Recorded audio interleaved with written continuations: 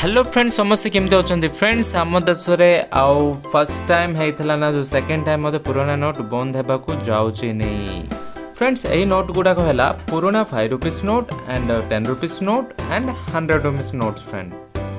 friends कहवा गले यही नियमटा आसंता वर्ष मार्च एंड एप्रिल आड़ को होगा जाऊँगी फ्रेंड्स यहाँ रिजर्व बैंक ऑफ इंडिया एबेठारु ब्लूप्रिंट प्रस्तुत आरंभ करा जायछि फ्रेंड्स कहवा गले आग टाइम रे जो डिमोनेटाइजेशन होता ना 500 एंड 1000 रुपीज नोट्स सही समय आम देश में बहुत लोक मैंने सफर होती फ्रेंड्स नोट्स जो एंड बहुत इश्यूज चली ना बट एथर एमतीका प्रॉब्लम न होनु गवर्नमेंट हेले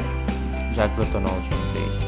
सो फ्रेंड्स जोटा हेले मध्य आम देश अभिवृद्धि मुझे प्रार्थना करुँच फ्रेंड्स सो सबू भल हम बोली